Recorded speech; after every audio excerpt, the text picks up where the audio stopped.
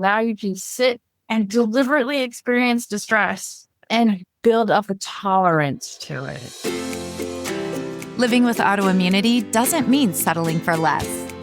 Inspired Living with Autoimmunity is the show for high achievers who want the energy and vitality to live fully, not just manage symptoms.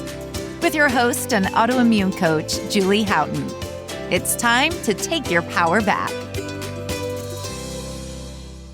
Welcome back to the Inspired Living with Autoimmunity podcast.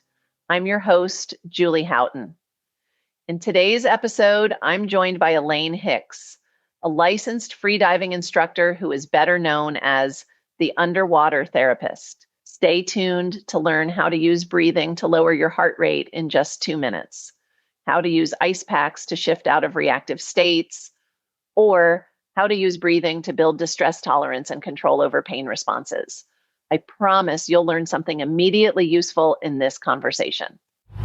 Elaine, welcome to the podcast. So good to be here. I was like, okay, we have to hit record. I'm so excited for listeners to get to know you. And I would love for you to share, because I find what you're doing to be really unique and pioneering. How did you get to be the underwater therapist? And then we'll get into some of the goodies that I think are invaluable for the autoimmune community to learn about. Thank you. Super stoked to be here. When I saw your podcast, as I was telling you before, I have so many I want to listen to, and I feel pretty lucky to be able to share some of my stuff with your audience. So the underwater therapist has been many years in the making. My quote unquote day job is I'm a licensed clinical social worker, which means I do therapy, program evaluation, data stuff, tracking outcomes, kind of the equivalent of a psychologist plus a little bit more. No offense to any psychologists out there, but we do just as much work plus. So in my work as a social worker and substance use counseling, I got introduced to freediving right before COVID. And so I was like an extreme aggressive snorkeler, which is like pretty unsafe. You're diving down to like maybe 10 feet. You're trying to get your ears to pop. But it was just so amazing and incredible to be in the waters of Hawaii are some of the best shore diving opportunities you could ever. And during COVID, everything was shut down here. It was especially challenging because the only thing we could do was fish, go swimming, or go diving. We couldn't, of course, be with our friends. And so we went out to a special beach where we had heard rumors that there would be big animals like whales. And so I'm out there freaking out because we're like 200 meters offshore, maybe 300. We're in the middle of the ocean. There's no one around us. And this pod of like 50 dolphins comes at us at 100 miles an hour. And I was terrified. And then these spearfishers come rolling by and they're diving down to 40 feet.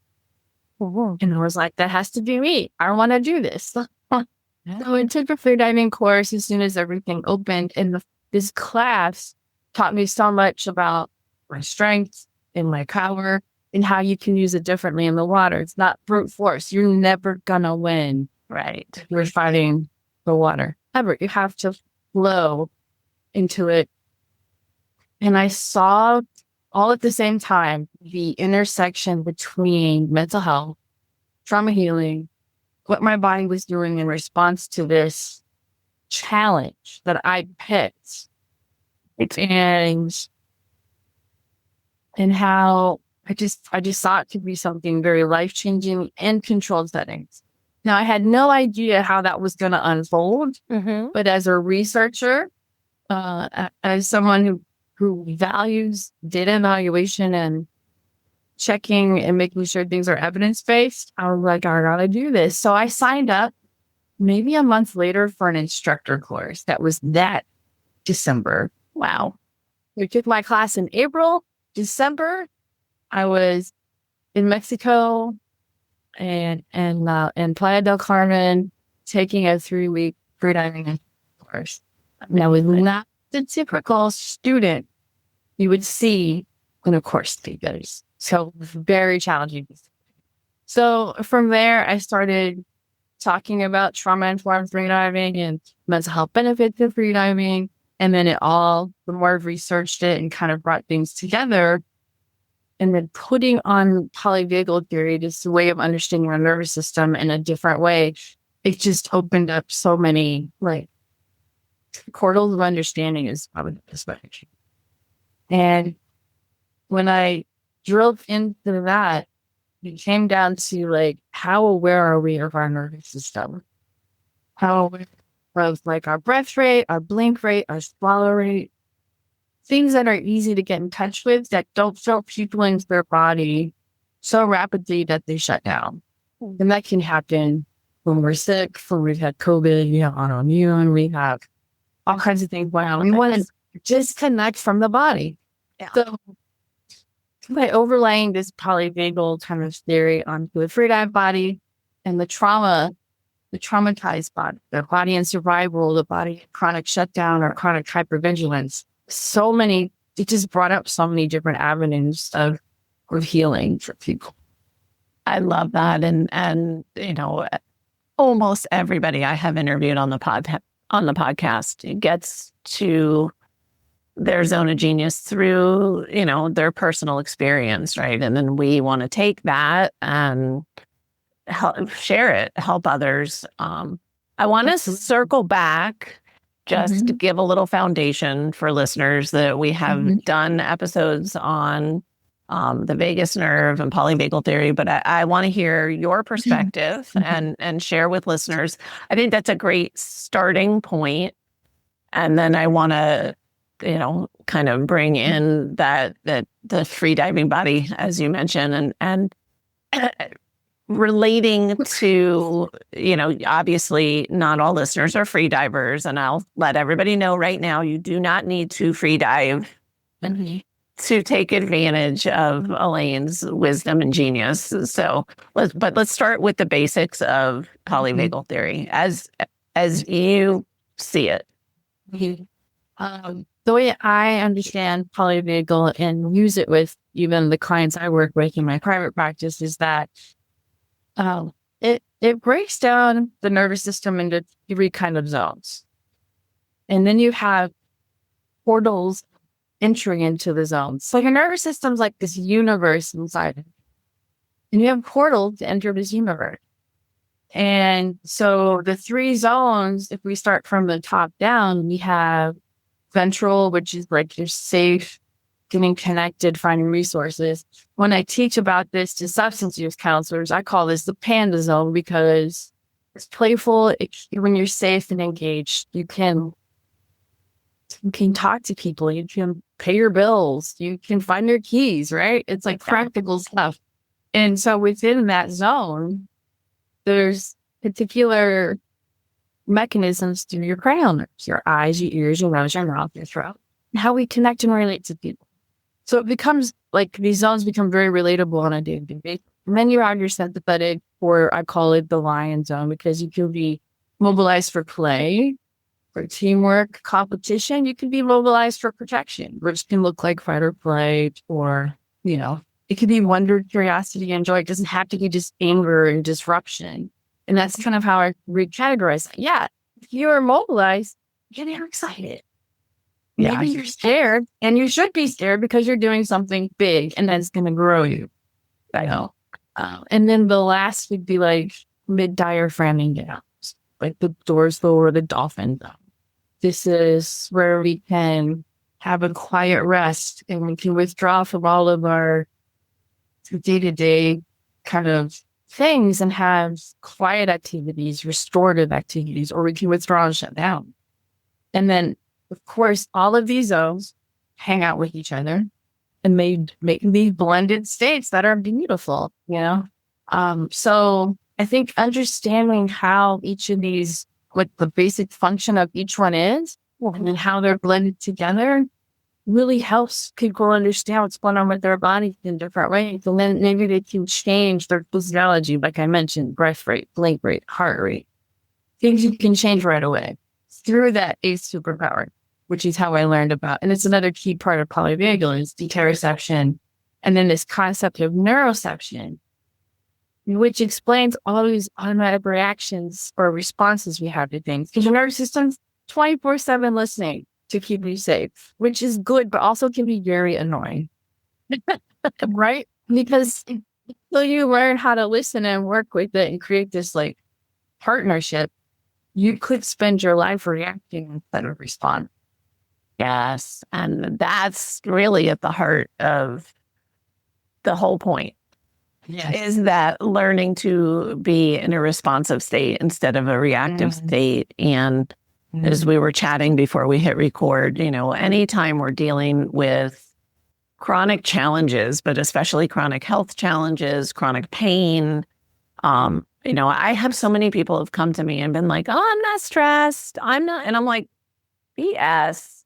You are so out of touch with what is going on in your body. And I, in a non-scientific way and through just my journey and experience, think, it is almost a survival tactic to disconnect. It doesn't serve us long-term, but no, it doesn't. We create this pattern of being disconnected from breath, being disconnected from feeling, being, not even that, like you mentioned, awareness, not aware of what state we're actually in. And for me, the reason I love just sharing this understanding of it's chicken or egg, right? Like you can change stress state with breath, with, and feed each other, right? So you can relax. Absolutely. Or sometimes if you can't relax, you can do the things to physiologically make that happen. And as somebody who has a more recent love of being underwater, I think I certified scuba diving 4 years ago, thinking I was doing it for my fiance. He's the kind of guy who I just know, would never, even if I said, I'm happy with a book on the beach, you go scuba diving, he would never go. So I thought, oh, I'll surprise him and I'll certify. I love it more than he does, I think. And yeah, you're giving me some clues as to why. Oh, yes. Yeah. Yes. It's this unification of these two zones of your nervous system, the dolphin and the panda come together. Just to keep it easy, like your ventral and dorsal, they form this amazing, the most powerful autonomic reflex we have in our entire nervous system. Then the mammalian dive response or reflex. It's so powerful. It puts you, it's like so quickly into your parasympathetic nervous system, which we call rest and digest. Yes. And heal, right? Like that. It heals. Yes. Long-term vagus nerve restoration. You're choosing to put yourself in a self-regulated state, which leads to relaxation. And you mentioned relaxation.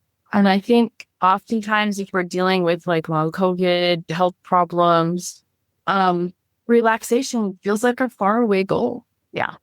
And I've been talking about these a lot the last few months. Is the goal really to relax and be passive? No. Or do you want to be self-regulated and function despite, like, yes, all these things are happening, but I want to function. And self-regulation really gets us back into our prefrontal cortex where we can buy my keys, make coffee, everybody's got their lunch. I didn't leave any kids outside on the front step. Like, I have done all my thing. Yeah. I've got this. And I can actually behaviorally respond appropriately as well. Yeah. So Which is different than pushing in survival mode, right? And so you can heal and function. And I'm so glad you clarified, because when I say relax, I'm thinking physiologically, not sitting around on the couch, not, you do whatever, do your bliss. But for most of my clients who are perfectionist overachievers, their bliss is not, It's you know, working. zoning out. And Yeah. you know, it takes a little time for Mhm. buy-in of this actually makes you perform better. This makes you not leave any kids behind or do any of the Yeah. things we all don't want to Mhm. have happen by the end of the day. Mhm. So I'm a visual person, so I love the fact that I think you are as well, just from how you describe it, you know, your theories, your process. So if we have this basic understanding of polyvagal theory and the importance. Um, Now pull in the free diving body for me, Yes. because I know this actually just informs your whole unique approach. Does. Yeah. So I'm mentioning that the typical freediver I work with is about 40. She's usually in perimenopause in retrospect. She doesn't have an average Instagram body. This is a normal woman, right? Right. A And real then woman. a what? A real woman. A real woman. Someone, you know, maybe she's 20 pounds over. But she's strong and she's capable. And she's had challenges getting into freediving classes because she doesn't look the part. And I hate just, I love my sport, but there's a lot of that in her, or like inherent. And actually, Yeah. humor me for a second, because Yeah. we jumped into this conversation. Yeah. I'm assuming people know what freediving is. So can we Yes. Do you have a second? Yeah. So, okay. So you have snorkeling where you wear your mask and your cute little shorty bins, and you have a snorkel in your mouth. Your mask is usually one of those big, gnarly ones that cover like most of your face, and your mouth's open for your snorkel. Freediving, we use a low volume mask. We use a tube. There's no tanks. We use blonde fins and usually a white belt. And so we dive deeper on a breath hold with full lungs beyond 10 feet. So here, your average typical dive is going to be 33 feet at the max for most people. I mean, there's some recreational freedivers who like to go deeper. Yeah. But at one of our favorite spots here, Electric Beach, the max is going to be 15, 20 feet. Okay. Really, maybe 30. And that's where all the cool stuff is. So freediving lets you interact with nature on a different level. Snorkeling is very surface, so freediving is going down. And then there's several disciplines within freediving. Okay. So we have recreational, and then there's competition, but we even have training. We can do different kinds of training in the pool. There's pool freediving. There's competitions for the pool. There's competitions in the water. You guys have all heard of maybe Alexei Molchanov, or at least seen like things in the news about this. There's a documentary on Netflix which only shows competition side at its kind of worst. But there's this whole other beautiful recreational world of your average people just going out there not chilling yet. They're out there diving their hearts out and having such a great time. Yeah.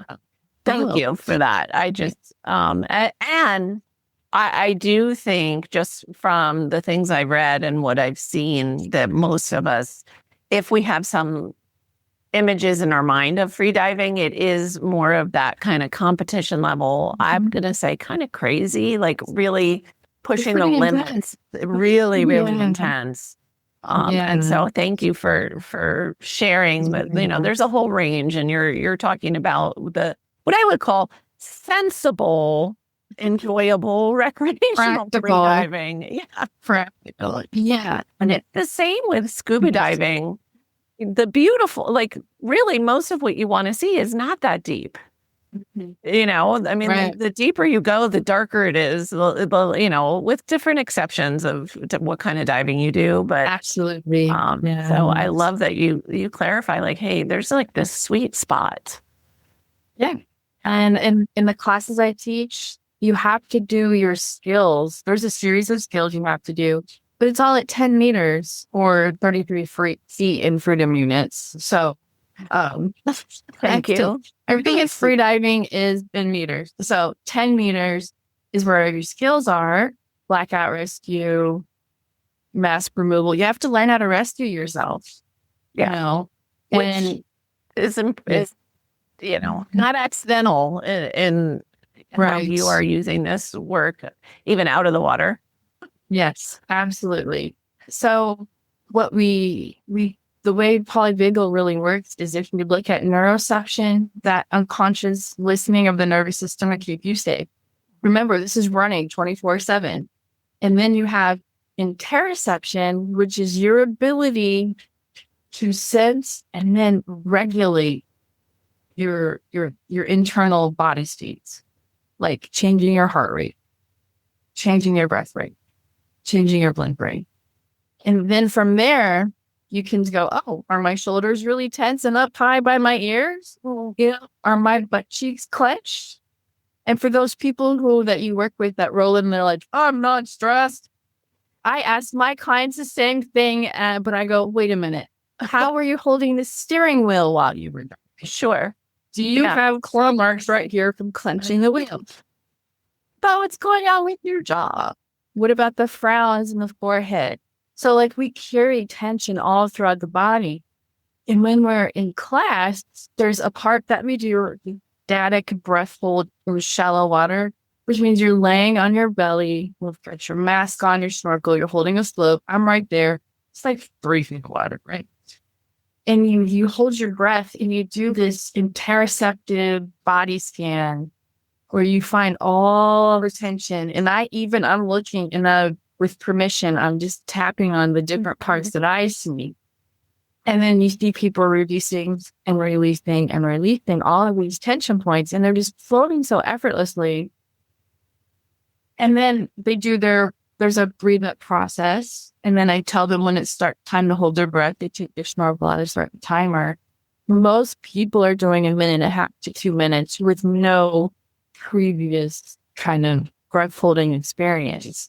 And it's so empowering, especially for these women, because they're like, of course I can do this. And then all of the ladies that are the people I've been able to train over the last couple of years, they're the like strongest free divers in our community. They're safe as well. And it's very strong because the whole session is building on foundational skills. But at the same time, what are you learning about yourself, your capability? You can swim to 10 meters, and most of them have gone on to 20.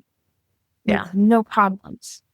Wow. And just give us a little bit of a guess of a reference point of a tense person who hasn't done the body scanning and the difference of when somebody filled with tension tries to hold their breath. Like how long do, guess on average? Maybe 30 seconds, because when you're tense and shriveled up, think about this right now. When you've had pain, and how are you drinking and compressing your thoracic, your stomach and your sides and your shoulders? When you're compressing and holding yourself in really tight, because maybe you're bracing yourself for bad news from the doctor or something, perhaps, you can't expand your lungs. And then oftentimes people who are that tense are not breathing into their diaphragm. Right. They're shallow breathing up in their chest. So maybe they're even hyperventilating. We're not breathing properly. So much can be solved by getting into the correct breathing pattern, which feels weird. It feels really like threatening for people physiologically. You would think, oh, I immediately should be relaxing. It is not. It's very foreign. I literally was just talking to one of the employees at the clinic, a new employee at the clinic yesterday, about breath and breathing. And I gave her the example of a particular client I had worked with probably 4 years ago, maybe 5, who was so just lived in stress zone probably forever, but for a really, really, really long time, that when she started to do her breath work, she would have panic reactions. Like the second or she would get any little bit of that relaxation release, that change, she would get a stress response. And she was awesome. I was like, give me a week. Let's just keep, you keep playing with it. And sure enough, it flipped and she never looked back. But it was such a foreign feeling to her. Yeah. So I love that you highlighted that, because it can be real. And I think you use the example of like bracing for bad news. And so many with chronic pain, chronic illness are just braced, period. They're braced for the pain that's going to happen when they, move a limb or whatever, or braced because they're expecting not to have the energy to get through all the things. Right. So this isn't just an acute situation kind of thing. This is really for that day to day, which is amazing.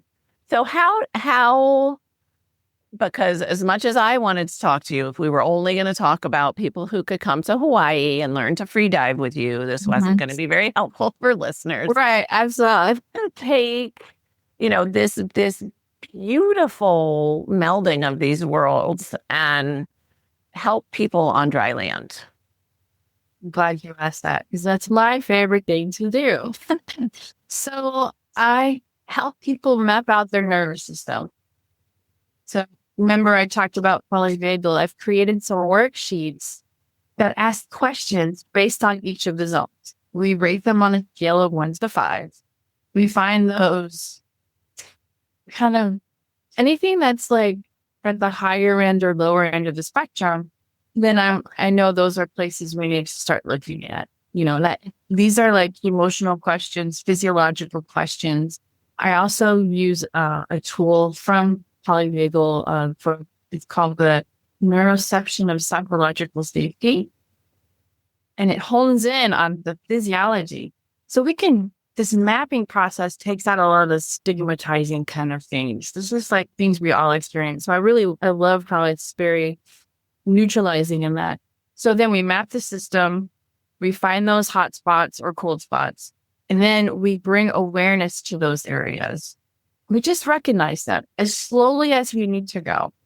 But once you learn how to bring in awareness, you can start doing it with the right person. The support, you need the support to do this.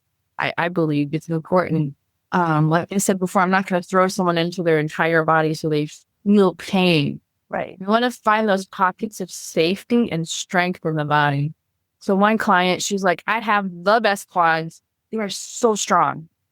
And I was like, okay, well, there's your safety. Like, that's amazing. You can stabilize yourself and you can go there and find reassurance. Okay, if you're strong there, okay, surely you're strong somewhere else. So then we start with how to self-regulate. We get ice packs. A big part of free diving and releasing the body has to do with that MDR, the mammalian diet response.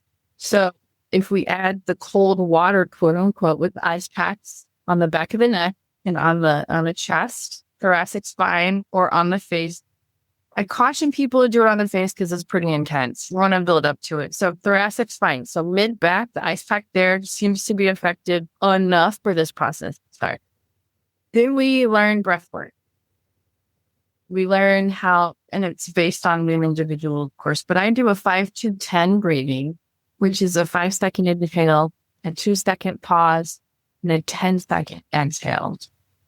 Exhale is double the inhale because on the exhale, you're activating your rest and digest. Now you've got that cold water feeling on your back.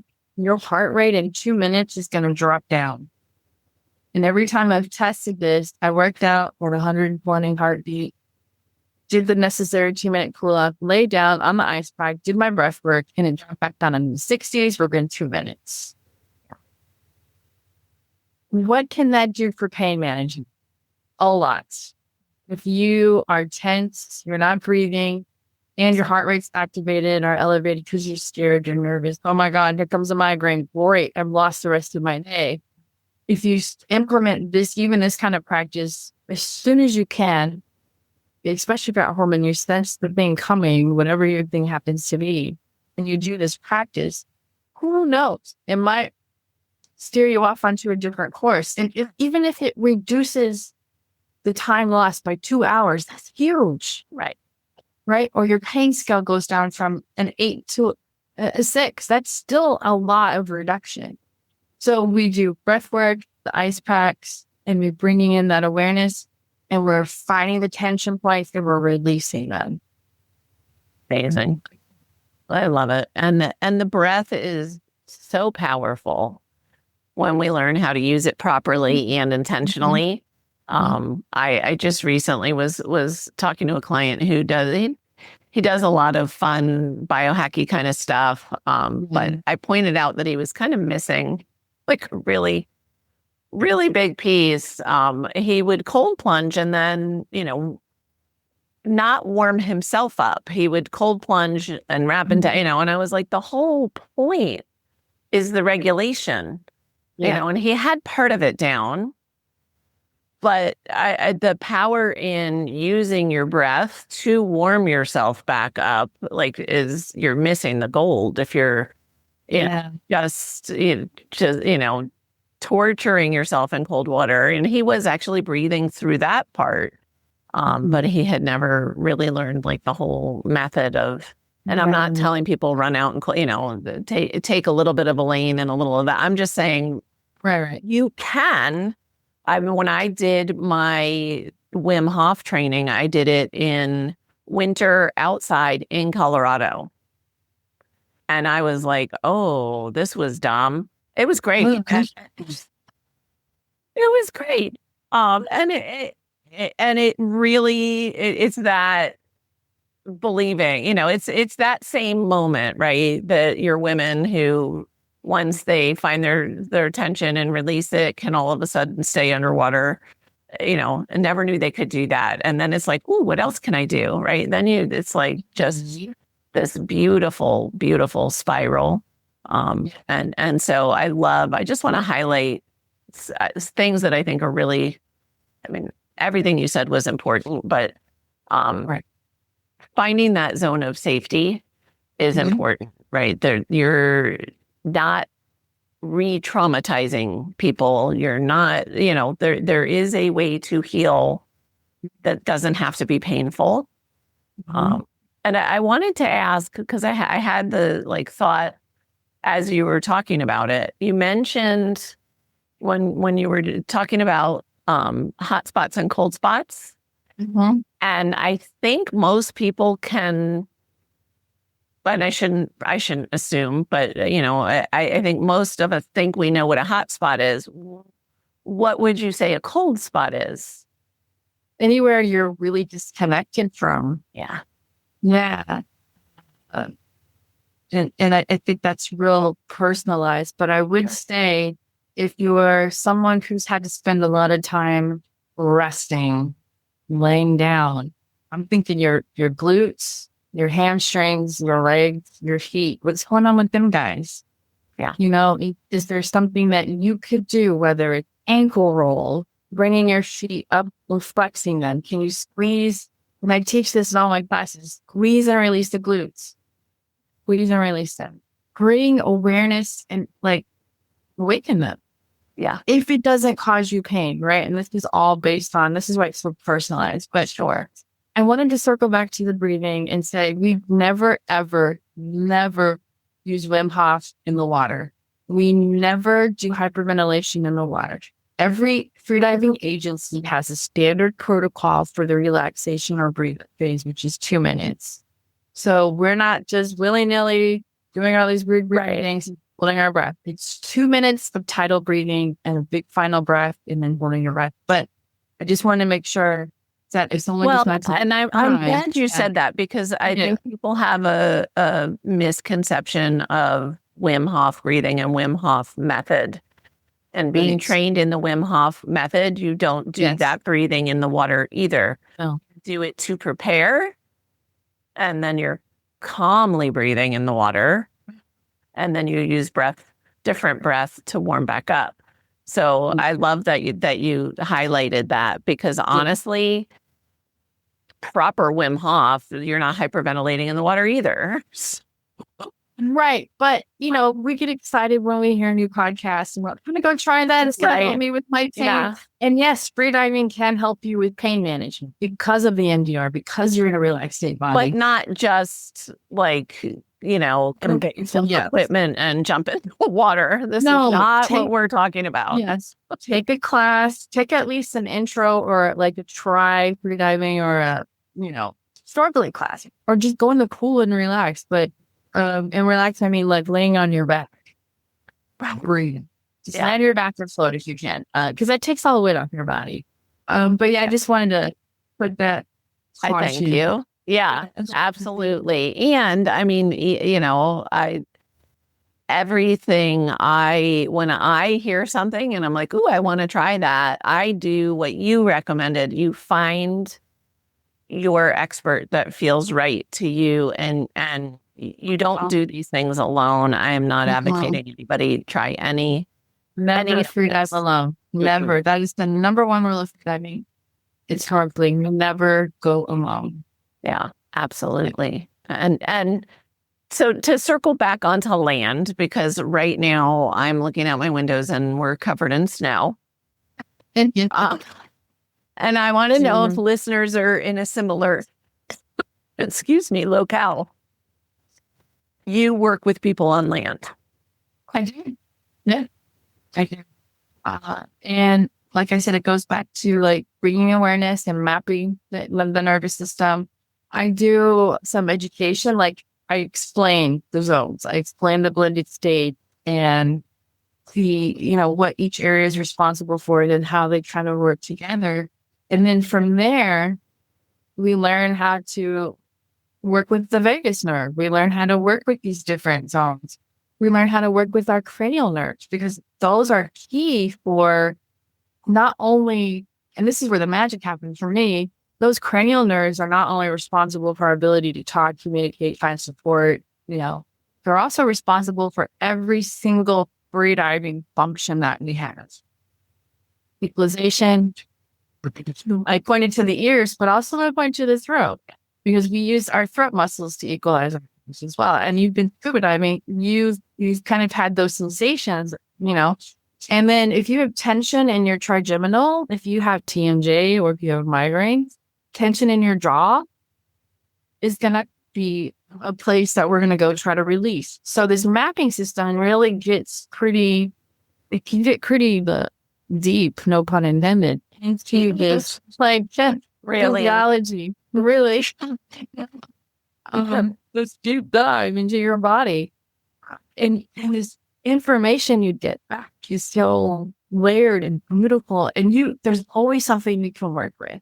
So everything I do starts on land.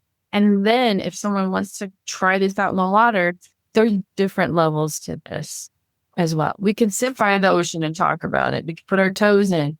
We can float in 2 or 3 feet of water. Had people floating who said they would never float, ever. Had them floating. We can start there, and then we can build on that. We can also help people with breath holding, because the other part of activating the MDR is the breath hold. Okay. So we bring the heart rate down, we do the breath work, and then we hold our breath. And that gives you so much control and power within your body, because now you can sit and deliberately experience distress, right? And build up a tolerance to it.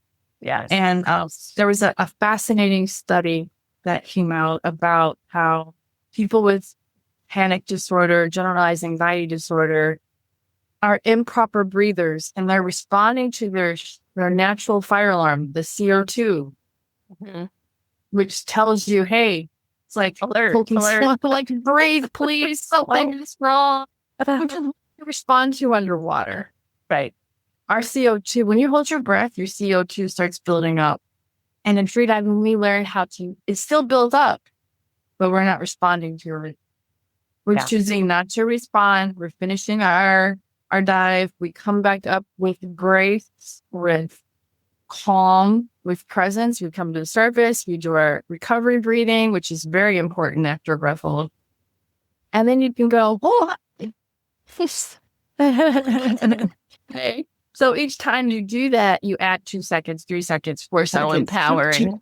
That's Yeah. mastery. That's mastery. So if you're not, For those that haven't already connected those dots, that mastery helps you regulate and respond instead of react. Like that's what gives you that space yes, to, just Yes. take that half a beat and not be just, yeah, really not in the driver's seat of your day, for sure.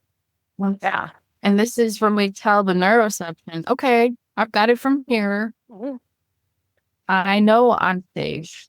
I have my safety diver. My friend is right there. Literally, the surface is on 4 feet. I'm fine. You hold my breath for 90 seconds. Yeah. And honestly, in an emergency situation, human beings can hold their breath for up to 4 minutes without like it's going to depend, but without brain damage, usually.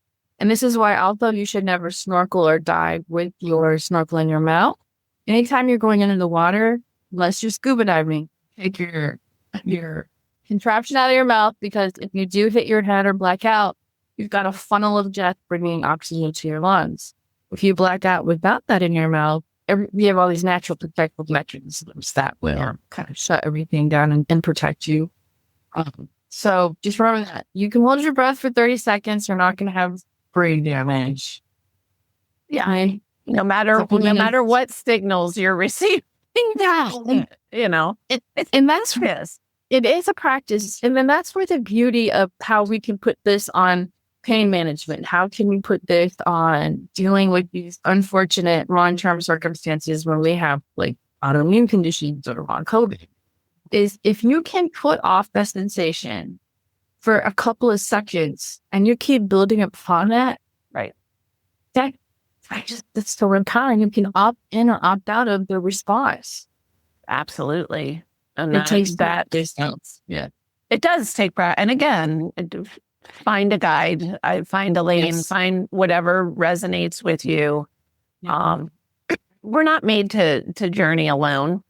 And so, for any of these, it's all retraining, right? It took years for our nervous system to get where it is, wherever yours is.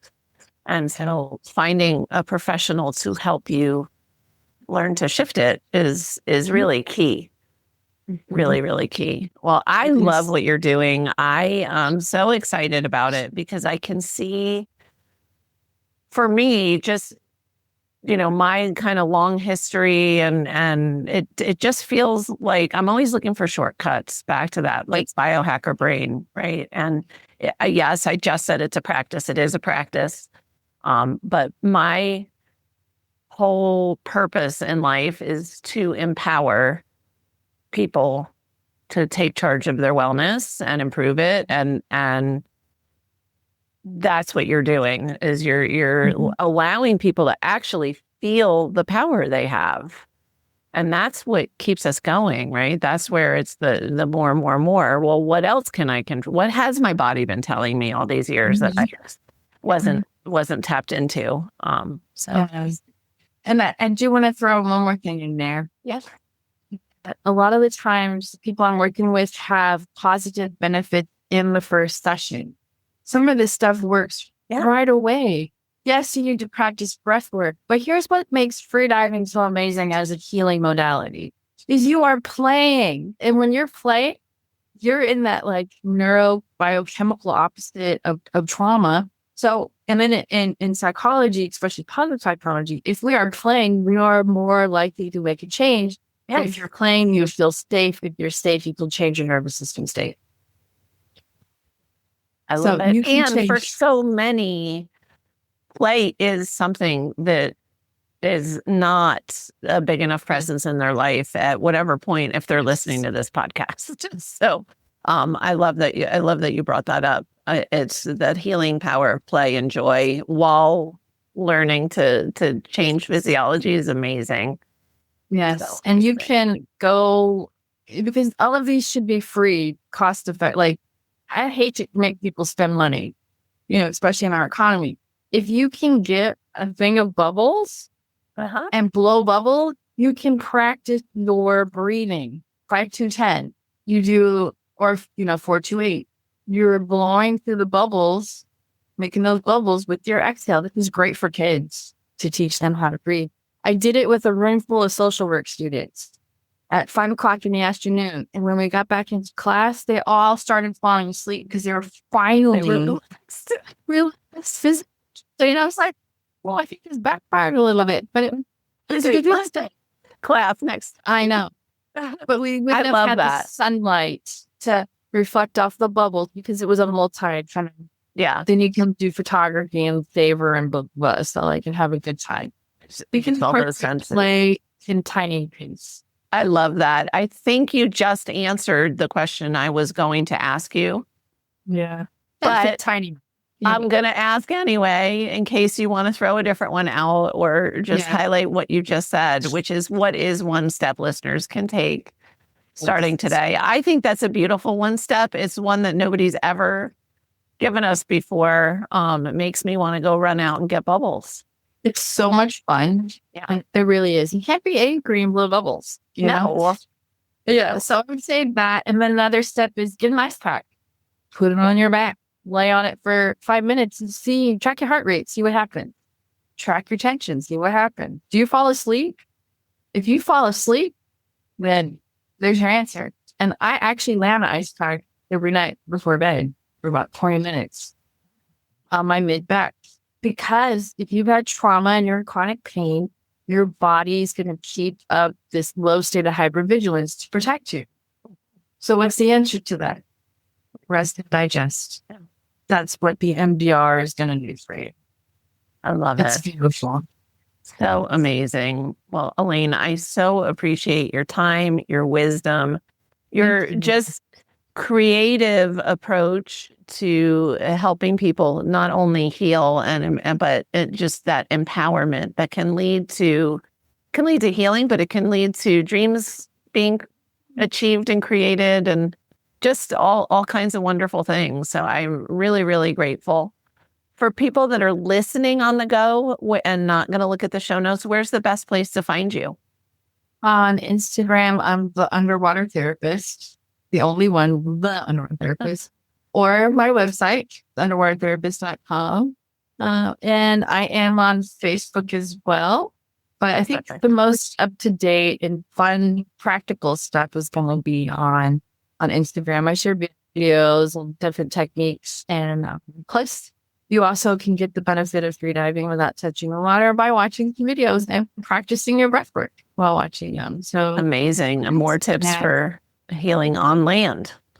Yes. Great. Yeah. Yes. And of course, if anybody wants to come learn how to dive, I would love to be your guide on that journey. So much fun. Fantastic. Hawaii, here we come. Mm-hmm. Elaine, thank you so very much. Thank you, Sarah. It's been really awesome. For everyone listening, remember you can get the transcripts and show notes by visiting inspiredliving.show. I hope you had a great time and enjoyed this episode as much as I did. I'll see you next week. Thanks for tuning in to Inspired Living with Autoimmunity, hosted by Julie Houghton, your autoimmune coach. If this episode resonated with you, share it with someone in your life who needs to hear it. For the complete show notes, links, transcripts, and everything discussed today, visit inspiredliving.show.